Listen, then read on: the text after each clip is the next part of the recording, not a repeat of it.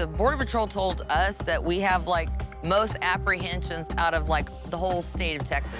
This 2 miles in front of my house. I've seen some footage of them on your porch, like ringing the bell. Yes, And that was 3 o'clock in the morning. I had left her sitting on the table, and I think they were gonna break my window out to grab my purse if I didn't answer the door. And then I went in there with a gun and told them to leave. banging on your door, Oh, yeah. that sort of thing. That's where people are saying, all right, it's time to draw the line. Right, It's time to shut the border. Yes, my workers, they kicked in their door. Like I got them a deadbolt with like a keypad to lock it. They kicked that off and broke in. We found 3 different people murdered on our property. So what's it like living in this small town of Eagle Pass, Texas, when the border crisis is in your own backyard? Well, I met up with Kim, who says her family's cattle ranch was ruined by illegal migrants. Kim says she fears for her family's safety. My family and I have lived in Eagle Pass the last 16 years on a cattle ranch. We're about a mile from the Mexican border. We've always had an issue with trespassers, illegal immigrants coming across the border, but never like we have in the last 3 years. It's been very overwhelming. The biggest group they've caught at my house in a day is a group of 450. The Border Patrol told us that we have like most apprehensions out of like the whole state of Texas. This 2 miles in front of my house. These aren't just Mexican migrants. We're getting people from China, Pakistan, Ukraine, Russia. The majority of the ones that we get, from what I know from Border Patrol, are the getaways that cannot pass background checks. We've found 3 different people murdered on our property. Last year, 2 were shot execution style in the head and another one was drowned. Well, right here's where the police told me they found a woman who had been beaten and raped by 12 different men. It's right here in front of my house. Immigrants that are raping these women, we found 2 different rape trees on our property. The rape tree is when they rape these women and they take their bra or their panties as a trophy and they hang it from a bush or a tree. One time, my husband came home for lunch and found 2 men in the kitchen, and he went running to the back of the house to make sure our daughter, she was 16 at the time, was okay, because there's so many women that they'd found beaten and left to die. And when he came back, the 2 men ran out that back door right there and went into that field. Well, people that say that open the borders have no idea what's happening on the border in the first place. I'm scared for my kids and myself, and I'm not anti-immigrant. I want them to come, but I want them to do it the right way.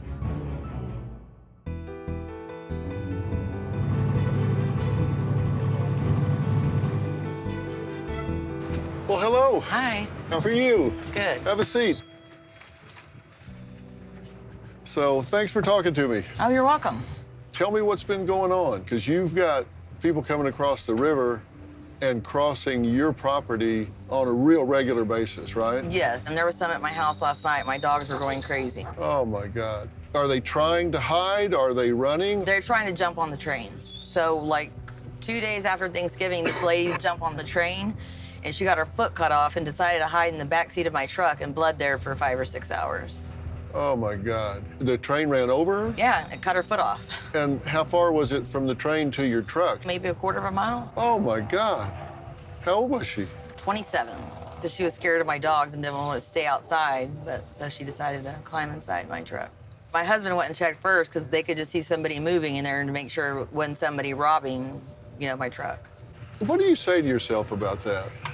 I mean, because clearly they're intruding and trespassing and getting into your truck, but on the other hand, it is a human being with a foot gone. Right. It is, but I said I used to feel sorry for them all the time, but December 28th to January 4th, one mile in front of our house, they cut our fence 77 times. You get frustrated. My husband makes a living by turning cattle out. We can't do it anymore. We have to go 10 hours north and lease country that they don't have this problem. So our land is just going to waste. So they just cut it so they can get through. Sometimes they do it just to be vindictive. They've actually cut the wire right next to the cattle guard where they could have just walked across the cattle guard. Most of them are gotaways. We might get some that have been processed because you'll see their trash and their little bags that they get when they get processed. Yeah, most of them are gotaways, so they all have something to hide. I've seen some footage of them on your porch, like ringing the bell. Yes, And that was 3 o'clock in the morning. I had left her sitting on the table, and I think they were gonna break my window out to grab my purse if I didn't answer the door. And then I went in there with a a gun, told them to leave. Did they?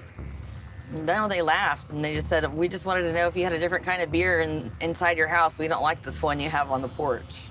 Those guys, I think, were on something. Like, they were, like, loopy. Maybe they were really drunk, I don't know.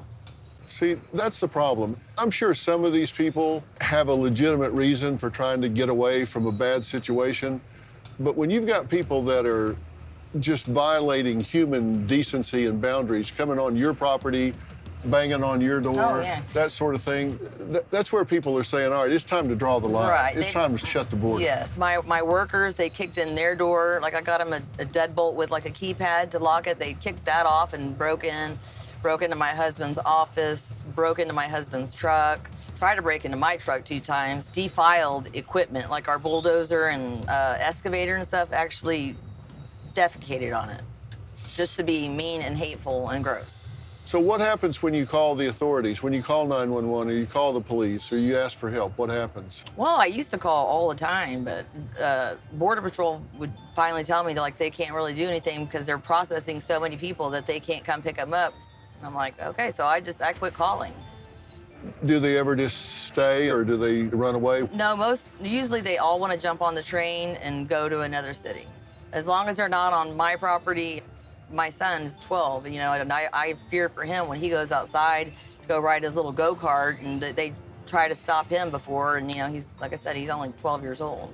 Yeah. Has it changed recently with them putting up barriers and Governor Abbott? Yeah, I mean, it's helped some, but we still have like 90 more miles of river. But I have razor wire around my house, too, so. But they still get in? Well, because they can walk up. It just keeps them from sneaking in from behind. Yeah. So you don't feel safe out there? No. Well, what do you think needs to happen? I think they need to reinforce all the policies that they canceled. When Biden came into office, he canceled Remain in Mexico. There was one where if you got caught coming over here illegally, then you had no chance at trying to claim asylum here because you did it the wrong way. If you don't wait your turn, then you can't come in. Right. So you think there should be consequences? If they come in illegally, there should be consequences? And all these people breaking the laws, like that lady who stole my husband's laptop and his phone and everything, I had the cops there, and they said they couldn't do anything because she had no ID on her. And she just had to claim that she was a minor, and that was it. So she gets away with it. She committed a crime, and she still gets to stay here. But if we did it, we'd be in jail. Yeah, different standards for citizens than for non-citizens. Yes, exactly. That's unbelievable.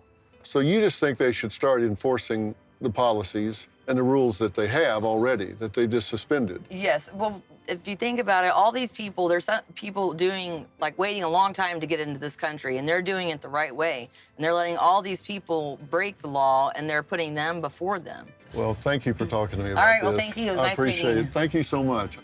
While I was in Eagle Pass, I also met up with News on Merritt Street's senior anchor, Chris Gutierrez. He showed me some of the cartel's latest tricks that are even more surprising. You are not going to believe this. The Border Patrol agents, I like to think of it as they play a Texas-sized game of hide and seek. And what I mean by that is, you know, when we were kids, you'd say, not it, not it. Well, the Border Patrol is always it, right? And so there are Border Patrols who spend their entire shift literally tracking footprints. And it's hard to imagine when you see this vast, wide open area, but that's what they do, right? And it works, it's effective. They call it sign cutting. They'll walk across and they'll see someone's footprints and they'll circle it and they'll track it. Here's the problem, Dr. Phil. People will come in and you think they're wearing shoes. It's a hoof print, right? So they're always trying to disguise their footprints to keep the Border Patrol, to keep DPS off the mark. So if I show you here, I'll just kneel down here and give you kind of an example. So if I walk across and I got my cowboy boot, right? My cowboy boot's gonna leave a little impression here that they can track and see. But if I've got this and I come across and I step like that, look at that. It's a hoof print. You see that? Here's another thing they're doing, Dr. Phil. These smugglers are smart. They're always trying to stay one step ahead. They'll put carpet on the bottom of their shoes. They'll put sponges on the bottoms of their shoes because they're always trying to stay undetected and one step ahead of law. So these are the gotaways that are wearing these things and the smugglers. That's right. Because when you're walking across the desert and you got something like this, can you see that? No, not a thing. That's it. Not a thing. That's it. You know, they got 1,100 miles of river to cover, Yeah. and they're using that kind of camouflage in dirt like this, which is everywhere. I was asking them earlier about the children, and I asked them straight up, are our tax dollars becoming a link in a chain to trafficking children? And they said, there's no question about it. My sources in the Border Patrol and also DPS state troopers, they will tell you they're finishing the job.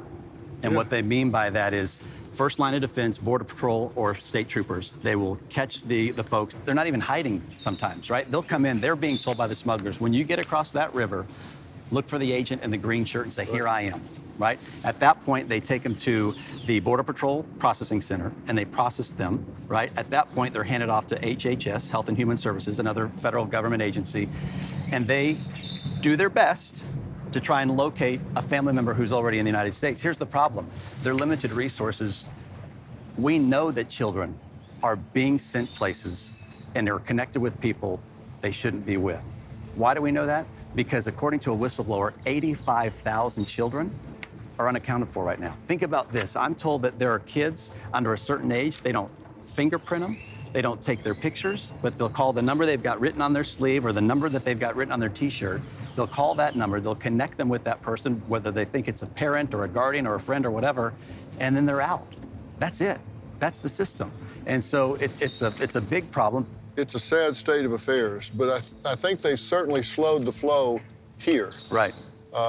With what Governor Abbott's done. Think of the analogy of using a pipe, right? If we think our entire border is one big pipe, you plug that hole, the water's got to go somewhere else. Yeah. Eventually, it'll start leaking elsewhere. Arizona, California, you name it. Yeah, it's working right here, right now. Yeah. The problem on top of that, how do you know who's coming over here to do jobs that most of us don't want versus the folks who come over here and are part of criminal intent? Yeah. I certainly support immigration, but it's got to have some control. Right. This is very interesting. Pretty low tech, but pretty damn effective, it would seem to me. It's working. Yeah. Chris, thanks for telling us about this. You got it.